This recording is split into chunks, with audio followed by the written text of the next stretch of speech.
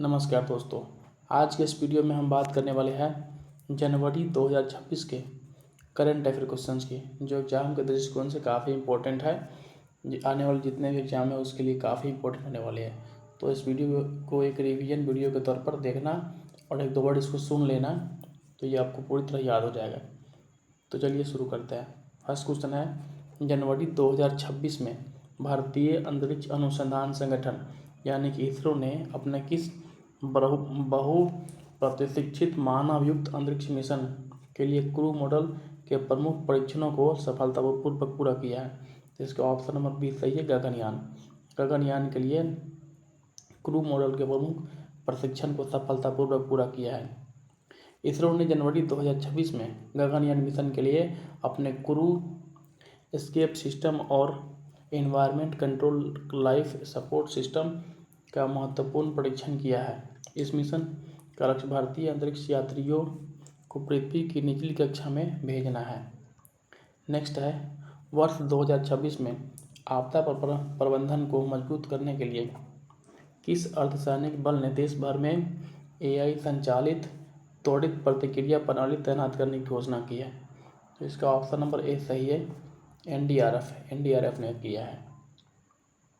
NDRF ने बाढ़, भूस्खलन, चक्रवात जैसी प्राकृतिक आपदाओं के दौरान त्वरित मैपिंग और राहत सामग्री के वितरण को सटीक बनाने के लिए जनवरी 2026 में उन्नत AI उपकरणों का उपयोग शुरू किया है। नेक्स्ट है, जनवरी 2026 में केंद्र सरकार द्वारा जारी स्वच्छ सर्वेक्षण 2025 के अंतिम परिणामों में 10 लाख से अधिक आबादी वाले शहरों में किस शहर ने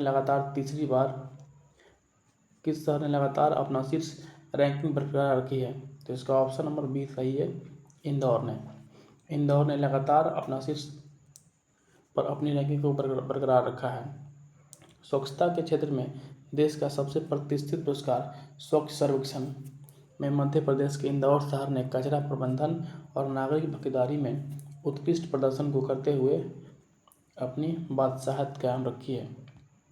नेक्स्ट है, जनवरी 2026 में नीति आयोग द्वारा जारी राष्ट्रीय बहुआयामी गरीबी सूचकांक रिपोर्ट के अनुसार भारत ने पिछले 5 वर्षों में गरीबी रेखा से बाहर निकलने वाले लोगों की संख्या में सबसे अधिक सुधार किस राज्य में किया गया है? तो इसका ऑप्शन नंबर बी सही है, उत्तर प्रदेश ने सबसे अधिक सुधार किया है 5 वर्षों में। नीति आयोग के ताज़ा रिपोर्ट के अनुसार उत्तर प्रदेश ने ग्रामीण क्षेत्र में स्वास्थ्य, शिक्षा, स्वच्छता सुविधाओं के लिए विस्तार के कारण सबसे अधिक आबादी को बहुआयामी गरीबी से बाहर निकाला है। नेक्स्ट है, RBI ने जनवरी 2026 में डिजिटल भुगतानों और सुरक्षित बनाने के लिए किस नई प्रणाली को अनिवार्य करने की दिशा में निर्देश जारी किए हैं? तो इसका ऑप्शन नंबर ए सही है, बायोमेट्रिक पास की। RBI ने बायोमेट्रिक पास की का निर्देश जारी किया है। RBI की पारंपरिक SMS आधारित OTP की जगह फिंगरप्रिंट या फेशियल रिकॉग्निशन आधारित पास की को बढ़ावा देने का निर्देश दिया है, ताकि ऑनलाइन वित्तीय धोखाधड़ी को रोका जा सके। नेक्स्ट क्वेश्चन है, जनवरी 2026 में किस देश ने आधिकारिक तौर पर घोषणा की कि वह पर्यावरण संरक्षण के लिए दुनिया का पहला प्लास्टिक क्रेडिट टैक्स लागू करेगा? तो इसका ऑप्शन नंबर बी सही है, न्यूजीलैंड प्लास्टिक क्रेडिट टैक्स लागू करेगा। पर्यावरण की स्थिरता में अग्रणी भूमिका निभाते हुए न्यूजीलैंड ने पैकेजिंग कंपनियों पर उसके द्वारा उत्पादित गैर रिसाइक्लेबल प्लास्टिक के अनुपात में कर लगाने की अनूठी व्यवस्था शुरू की है।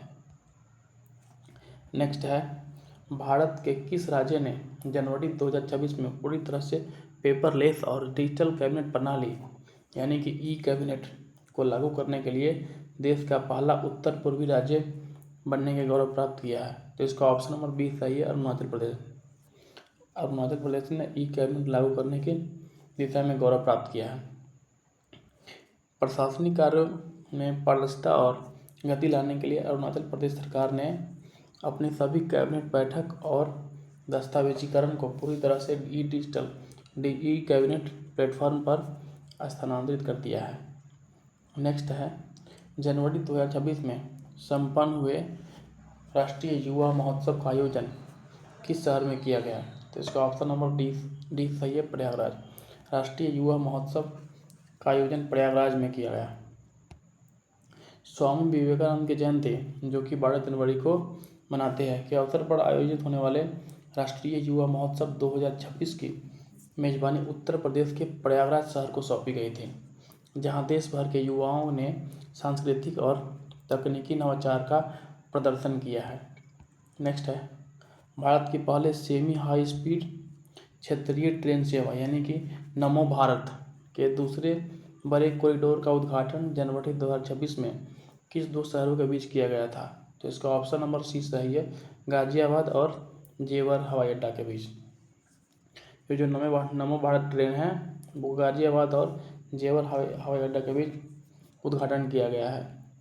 राष्ट्रीय राजधानी क्षेत्र NCR में कनेक्टिविटी को बढ़ावा देने के लिए दिल्ली मेरठ रूट के बाद एक नए विंग को जेवर अंतर्राष्ट्रीय हवाई अड्डा को जोड़ने के लिए लॉन्च किया गया है। नेक्स्ट है, पासपोर्ट इंडेक्स 2026 में पहली तिमाही की रिपोर्ट के अनुसार विश्व की सबसे शक्तिशाली पासपोर्ट किस देश का घोषित हुआ है? तो इसका ऑप्शन नंबर ए सही है, जापान और सिंगापुर। पहले तिमाही में जापान और सिंगापुर का पासपोर्ट सबसे शक्तिशाली घोषित किया गया है। हेनले पासपोर्ट इंडेक्स 2026 में सिंगापुर और जापान के पासपोर्ट धारकों को दुनिया के सबसे अधिक देशों में बिना वीज़ा प्रवेश सुविधा में शीर्ष स्थान मिला है। नेक्स्ट है, जनवरी 2026 में केंद्रीय विद्युत मंत्रालय की रिपोर्ट के अनुसार भारत की कुल स्थापित नवीकरणीय ऊर्जा यानी कि रिन्यूएबल एनर्जी क्षमता ने किस ऐतिहासिक आंकड़ों को पार किया है? इसका ऑप्शन नंबर सी सही है, 200 गीगावाट को पार कर लिया है। भारत ने अपने 2030 के जलवायु लक्ष्य की दिशा में तेजी से बढ़ते हुए जनवरी 2026 तक सौर, पवन और जल विद्युत को मिलाकर 200 गीगावाट की स्थापित क्षमता के मील का पत्थर पार किया है।